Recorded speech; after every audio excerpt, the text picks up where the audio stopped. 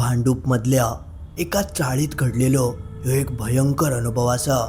रात्रीच्या वेळी एका माणसासोबत जा काय घडला ता ऐकान तुम्ही हादरान जाशाल. मंडळी, तुमचा पुन्हा एकदा मालवणी बोको या यूट्यूब चॅनलवर स्वागत असा. मित्रांनो, आजचा अनुभव आपल्याच एका सबस्क्रायबरांनी पाठवल्याने त्यांच्या मामासोबत ह्यो एक भयंकर प्रकार घडलो होतो. तुमच्याकडे सुद्धा असे काय अनुभव असतील तर या व्हॉट्सॲप नंबरवर माका नक्की पाठवा, म्हणजे त्यावर अशी मी गोष्टी करीन. चला तर मग वळूया आपल्या आजच्या ह्या भयंकर अनुभवाकडे.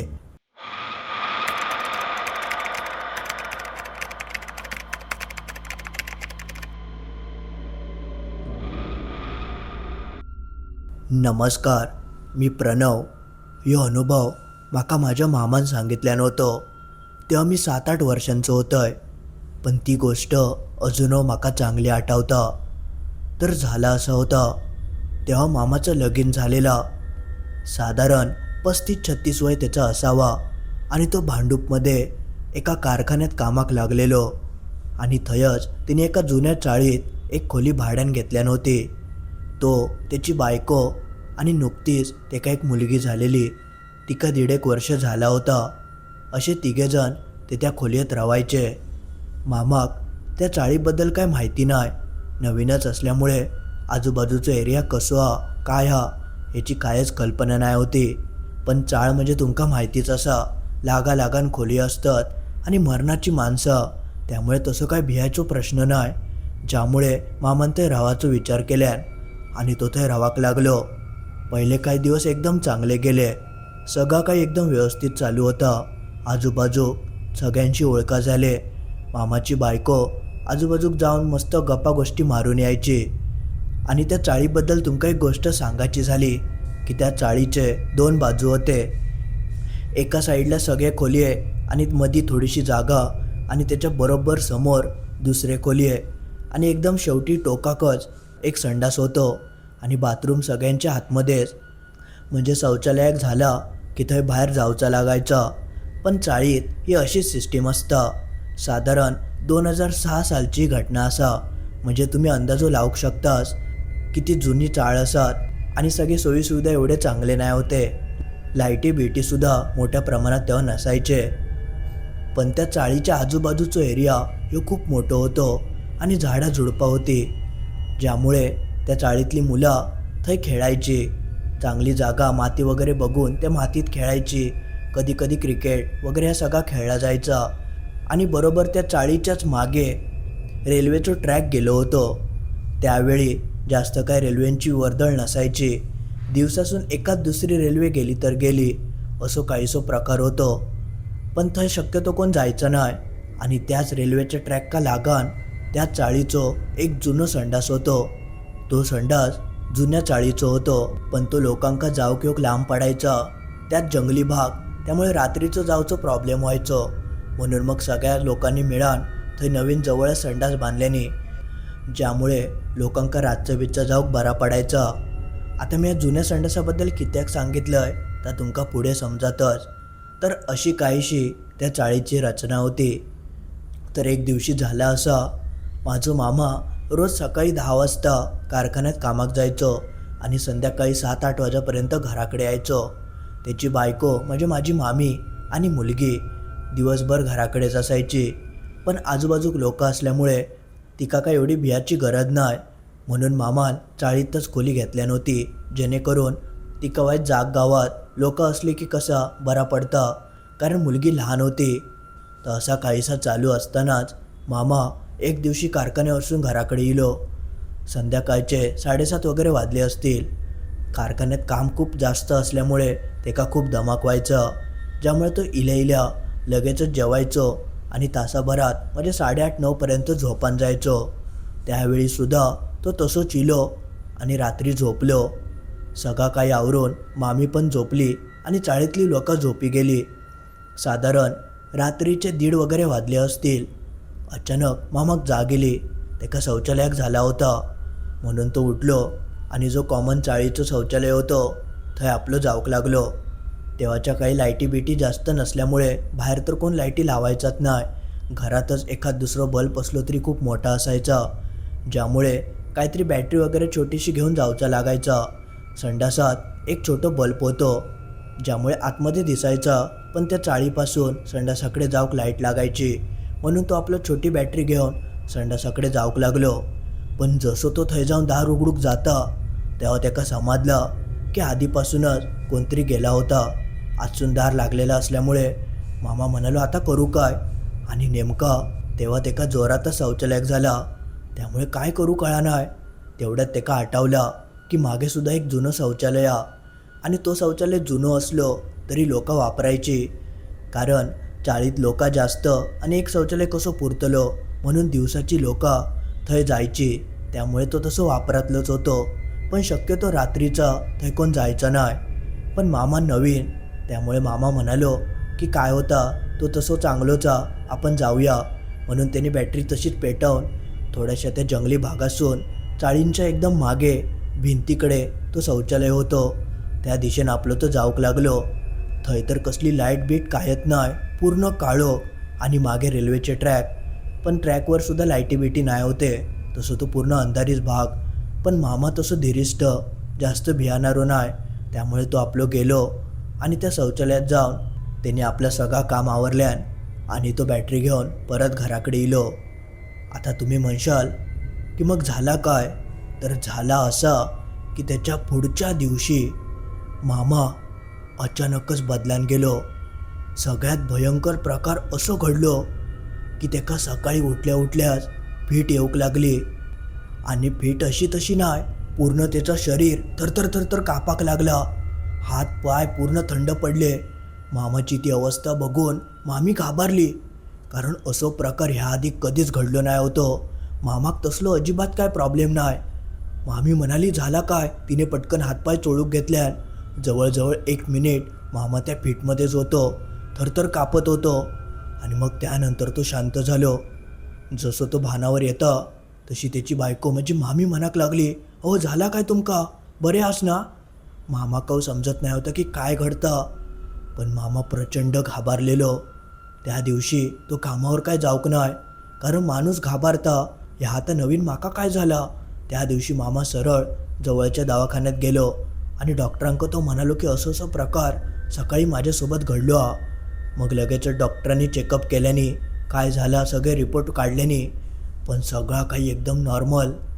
फीट येण्यासारखा काहीच कारण नाही होता. म्हणजे जर काय तसा असत तरच त्या माणसात फीट वगैरे येतं आणि ती वारंवार येत राहता.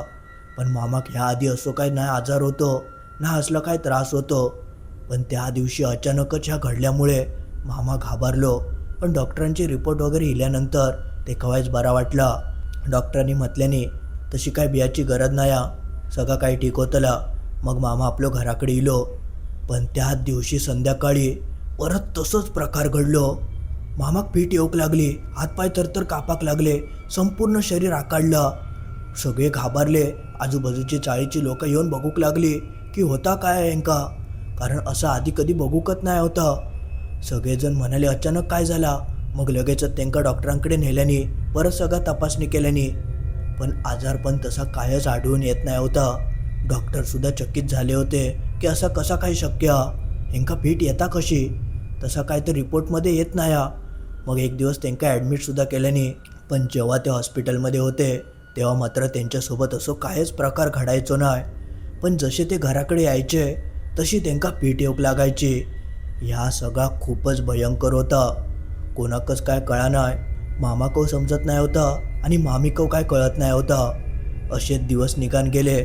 मामाक सतत दिवसासून एकदा दोनदा कधी कधी 3दा सुद्धा फीट यायची, ज्यामुळे मग डॉक्टरांनी औषधे देऊक सुरुवात केल्याने पण त्याचं काय फरक पडत नाही होतं. ते सतत डॉक्टरांकडे जायचे, मामाचे डॉक्टरांकडे जाऊचे फेरिये वाढाक लागले, पण काय फरक पडा नाही, ते का बरा वाटा नाही. कामावर जाऊचा तर सोडा, ही फीट जर बंद नाही झाली तर पुढे कसा होतला, आणि मुळात ही होता कशी हा ताच कोणाक कळा नाही. डॉक्टरसुद्धा ह्याच शोधात होते की हा कसा होता. आणि तेव्हाच्या काळी आतासारखी टेक्नॉलॉजी नाही होती, रिपोर्ट वगैरे एक वेळ लागायचो. त्यामुळे मेन रिपोर्ट येऊक डॉक्टरांनी सांगितल्याने की 15-1 दिवस जातले, त्यामुळे जरा थांबा.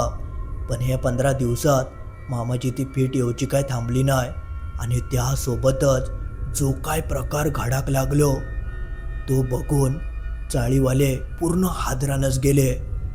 फिट इली ती इली, पण त्यासोबतच मामाचं वागणंच बदलान गेलं.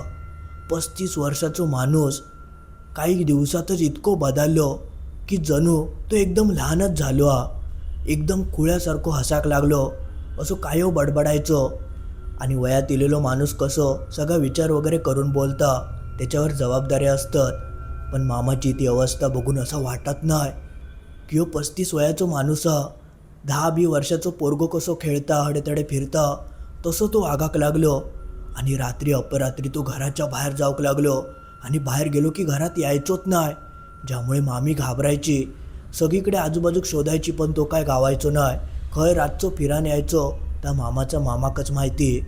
ता बघून मामी प्रचंड घाबरली आणि तिने मामाची आई म्हणजे माझ्या आजीक फोन लावल्यान आणि तिका सांगितल्यान की असं असं प्रकार घडता. ता ऐकान आजी घाबरली आणि लगेचच मुंबईकडे येऊक निघाली आणि 1-2 दिवसात तिथं येली. मामाची ती अवस्था बघून आजीचे डोळेच उघडे पडले, कारण तिचं झील तर असं वागतच नाही होतं. एकदम शांत माणूस आणि शरीर एष्टी वगैरे एकदम चांगली, पण अचानकच त्याचं शरीर खचाक लागला होता. शरीरातली ताकद कमी होऊ लागली होती आणि त्याचं वागणं बोलणं पूर्ण बदलान गेलेला. आजी तर म्हणाली, ह्यो माझं झीलत नाही, ह्याचा काय झाला असा.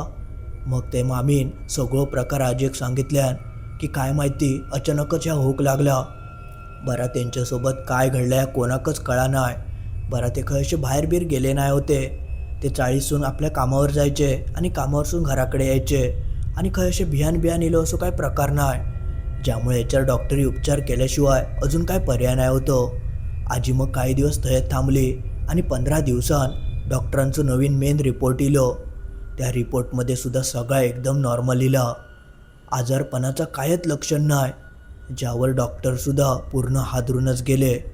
ह्यो काय प्रकार होतो तो डॉक्टरांका काय समजलो नाही. पण तरी देखील त्यांका काही औषधं वगैरे बदलून दिल्याने पण त्यांचं काय असर पडत नाही होतो. आणि त्यात करून मामाचं वागणं इतक्या बदलला की तो अक्षरशः आपल्या बायकोशी नीट बोलत नाही होतो ना आपल्या मुलीशी. तो बाहेरच धावा आणि हडेतडे हुंदडा एका लहान मुलासारखो. ता बघून घरच्यांची अवस्था खूपच वाईट झाली. मग आजीन गावाकडे फोन फिरवल्यान सगळ्यांका सांगल्यान की असं असं माझ्या मुलासोबत घडतं. तेव्हा त्यांच्या गावचे म्हणाले की कदाचित बाहेरचा काहीतरी असतला, कारण असं बदल कसं काय होऊ शकतं. म्हणून मग आजीन चाळीतल्या लोकांशी चर्चा केल्यान त्यांका म्हणाली की हय कोण असं माणूस हा तर सांगा की त्याच्याकडे आपण जाऊन विचारू शकतो. तशी मग चाळीची लोक आपापसात चर्चा करून असं कोण गावतं काय बघूक लागले. तेव्हा एका माणसानं सांगितल्यान की हय जवळच एक श्रीकृष्णाचं मंदिर आहे, थंयचे पुजारी आहेत, ते काहीतरी बघतील, थंय आपण घेऊन जाऊया. तसे मग मामाक त्या मंदिराकडे घेऊन गेले. पण नेमके त्यावेळी पुजारी मंदिरात नाही. पण जेव्हा मामाक त्या मंदिराच्या आतमध्ये घेऊन जातात तसं मामा एकदम थरथर कापाक लागलो. इतको भियालो की तो आतमध्ये जाऊकच तयार नाही. सगळ्या चाळीवाल्यांनी त्याला पकडल्याने आणि रेटत त्या श्रीकृष्णाच्या मंदिराच्या गाभाऱ्यात नेल्याने तो थंय पाय लावकच तयार नाही. सगळे गावकरी घाबरले आणि त्या क्षणी सगळ्यांका कळान चुकला की ह्यो काहीतरी बाहेरचो प्रकार हा, ज्यामुळे मामा मंदिरात जाऊ घाबरता. तेव्हा मग सगळे गावकऱ्यांनी जबरदस्ती त्याका गाभाऱ्यात रेटल्याने आणि दार लावून घेतल्याने जेणेकरून ह्यो काही बाहेर जाऊ नये. आणि त्यानंतर पुजाऱ्यांका बोलावणं केल्याने पुढच्या 10-15 मिनिटातच ते पुजारी इले आणि पुजाऱ्यांनी मामाक बघितल्याने त्यांची ती अवस्था बघून त्यांका समजलं की हा काहीतरी बाहेरचाच हा. मग त्यांनी त्याका थंय बसवूक सांगितल्याने तो थंय बसत नाही. 7-8 जणांनी त्याका अक्षरशः पकडून बसवल्याने आणि मग त्यानंतर ते पुजारी आपल्या कलशासून कसलं तरी पाणी घेऊन इले आणि चमच्यान मामाच्या तोंडात टाकूक लागले. पण तो चमचो तोंडाक लावूनच घेऊक बघत नाही होतो आणि त्याच्याकडे इतकी ताकद होती की तो 1-2 जणांका ऐकत नाही. पुजाऱ्यांच्या हातातलं चमचो त्यांनी फाटकन उडवून दिल्यान. तो प्रकार खूप भयंकर होतो. पण कसा बसा करून 7-8 लोकांनी दबतून अखेरीस पुजाऱ्यांनी तो चमच्यातला पाणी त्याच्या टाळ्यात ओतल्याने आणि जसा या होता तसं मामा थोडं शांत झालो. पण अजून सगळा काही थांबला नाही होता. ते पुजारी म्हणाले की आपण थोडाफार ह्या थांबवू शकतो, पण ह्या जाका ह्या आता काढूसाठी तुमका तसंच माणूस शोधूक होयो. मग सगळे चाळीवाले परत चर्चा करूक लागले की आता ह्यो माणूस गावतलो खंय. मग सगळे शोधाशोध सुरू झाली. 1-2 दिवसातच चाळीतल्याच एका माणसाचो पत्तो आणल्यान. तो असा ह्या काय बाहेरचा असत तर बघायचो. मग मामाक लगेचच त्या माणसाकडे नेल्यानी आणि त्याका दाखवल्यानी.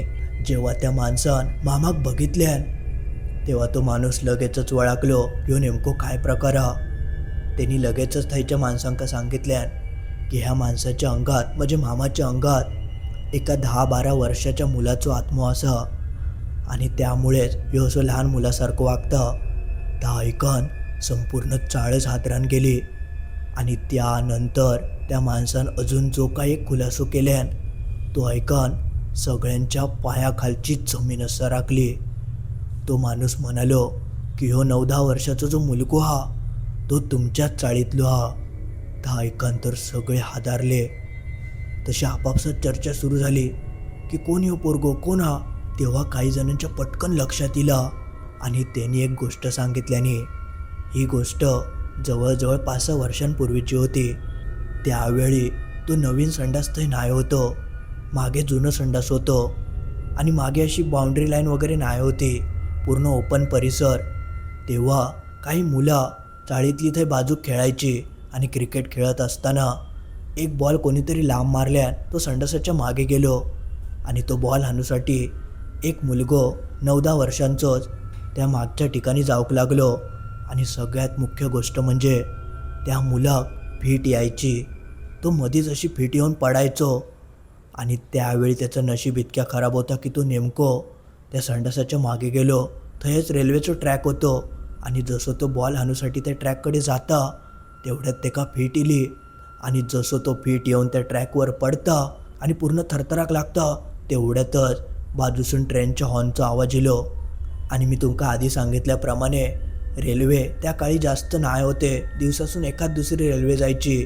पण माणसाचं नशीब खराब असत की काय होतं तर तुमका आता समजत. नेमको तो पोर फीट येऊन थंय पडाक आणि ती रेल्वे थंय येऊ एक गणित झाला आणि जा होऊक नको होता तोच अनर्थ थंय घडलो. ती रेल्वे त्या पोराच्या अंगावरसून सरळ निघान गेली. तेका फीट येत असल्यामुळे तो काय करूक शकलो नाही. तेका दिसा होता की रेल्वे येता पण तो काय करूक शकलो नाही. आणि जोपर्यंत अजून तेका कोणताही पडलेला बघता त्याच आधी भरधाव वेगान धावणारी ती रेल्वे त्याच्या अंगावरसून निघान गेली. ह्या दृश्य खूप भयंकर होतं. बघता बघता ती ट्रेन पूर्ण निघान गेली आणि त्याचे जे मित्र होते क्रिकेट खेळणारे ते आपले मनाक लागले की हो गेलो तर अजून इलो नाही कसो. म्हणून 1-2 जण थंय बघूक गेले पण तेंका ते कोण फिरताना दिसाक नाही. तिने हाक मारल्याने पण पुढसून काय प्रतिसाद येत नाही होतो. तसे मग ते अजून पुढे गेले आणि तेका शोधूक लागले आणि शोधता शोधता त्यांची नजर रेल्वे ट्रॅकच्या बाजूक पडलेल्या शरीरांच्या तुकड्यांवर आणि रक्तबोंबाळ झालेल्या जमिनीवर गेली. आणि ता दृश्य बघून ते इतके घाबरले की त्यांनी बोंब घालूक सुरुवात केल्याने सगळे चाळीवाले हादारले आणि पटकन ते गोळा झाले. येऊन बघतात तर ह्यो असो काहीसो प्रकार घडलो होतो. तो पोरगो सगळ्यांका सोडून गेलो पण ती घटना इतकी भयंकर होती की सगळ्यांका जबरदस्त धक्को बसलो. त्या घटनेनंतर चाळीवाल्यांनी चाळीच्या मागे जी बाउंड्री होती त्यावेळी तो ओपन भाग होतो थंय जाळी मारून घेतल्याने जेणेकरून परत खंयचो असो पोर त्या मागे जाऊ नये आणि परत असो अपघात होऊ नये. आणि मग तो मागचो संडास होतो तो सुद्धा लांब पडाक लागलो. म्हणून मग नवीन संडास थंय पुढे बांधल्याने तेव्हापासून शक्यतो रात्रीचा थंय कोण जायचा नाही. त्यामुळे कधी कोणाक असो अनुभव इलो नाही. पण मामा त्या दिवशी चुकान रात्री त्या मागच्या संडासाकडे गेलो आणि म्हणूनच त्याच्यासोबत हे सगळं प्रकार घडलो. जेव्हा त्या माणसानं त्या मुलाचं सगळं वर्णन केल्यान तेव्हा चाळीवाल्यांका कळाला की तो त्या मुलाचोच आत्मा असा आणि तो जवळजवळ 5-6 वर्षांनी इलो होतो. ह्याआधी कधीच कोणाक त्या मुलाचो हासबास सुद्धा होऊक नाही कारण रातचा कोण थंय मागे जायतच नाही होता.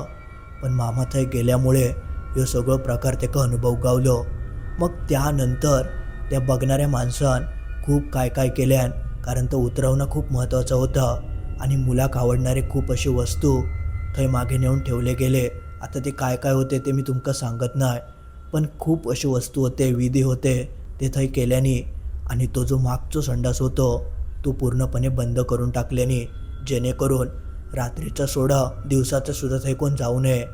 आणि त्यानंतर मामाक थोडा बरा वाटला आणि तेका जी फीट यायची ती बंद झाली. आणि ती जशी बंद होता तेव्हा सगळ्यांच्या थोडं जीवात जिविलो. मग हळूहळू मामा माणसात इलो आणि तो मग प्रौढ व्यक्तीसारखं वागाक लागलो. पण ह्यो सगळो प्रकार इतको डेंजर होतो की संपूर्ण चाळीवाले हादरान गेलेले. त्या घटनेनंतर कोणची मागच्या दिशेने बघूची सुद्धा हिंमत व्हायची नाही. इतके सगळेजण घाबरले होते. पण ही घटना जवळजवळ 2006 सालची. त्यामुळे आता खूप थंय बदल झालो. तो आता संडासव थंय नाया ना ती चाळा. आता थंय मोठमोठे बिल्डिंगी उभारले गेले. त्यामुळे आता थंय कोणाक काही त्रास होत नाही. पण तेव्हा मात्र माझ्या मामान थंय जो काय अनुभव घेतल्यान होतो तो खूप प्रचलित आणि भयंकर होतो. पण नशिबान तो त्या सगळ्यासून बाहेर पडलो. असे सुद्धा काय काय जागा असतात ज्या ठिकाणी असे काहीतरी प्रकार घडान गेलेले असतात, ज्यामुळे कधीकधी वेळ खराब असतात तर असं काहीतरी प्रकार घडतं. आता मामाचं नशीब चांगला होता म्हणून त्याच्या जीवावर काय बेताक नाही. कारण असा होता की एखाद्याचं दुर्दैवी मृत्यू झालो तर त्याचं आत्म वाईट बनता आणि मग त्यानंतर तो त्रास देऊक सुरुवात करता आणि त्याचा अंत ह्यो मृत्यूनच होता. पण नशिबान मामा या सगळ्यासून वाचलो आणि पुढे का अनर्थ घडायच्या आधी मामा या सगळ्यासून बाहेर पडलो. पण जेव्हा मी ही गोष्ट ऐकलंय तेव्हा अक्षरशः माझ्या अंगावर काटो इलो होतो. इतकी भयंकर गोष्ट होती. मंडळी, आज पुरता एवढाच. तर मित्रांनो, असं काहीसं होतं. आपल्या एका सबस्क्रायबरांनी पाठवलेलो त्यांचं एक भयंकर अनुभव. जो तुमका कसं वाटलो त्या कमेंटमध्ये नक्की कळवा. आणि तुमच्याकडे सुद्धा असे काही अनुभव असतील तर व्हॉट्सॲप नंबरवर माका ते नक्की पाठवा. आणि ही गोष्ट आवडली असत तर नक्की लाईक करा. लाईक करू विसरा नको. आणि असेच भारी भारी गोष्टी ऐकायच्या असतील तर कमेंटमध्ये नक्की सांगा. आणि चॅनल सबस्क्राईब करू नशाल तर नक्की चॅनल सबस्क्राईब करा. चला तर मग लवकरच भेटाया असंच काहीसं भयंकर अनुभव घेऊन शुक्रवारी ठीक रात्री 10:30 वाजता.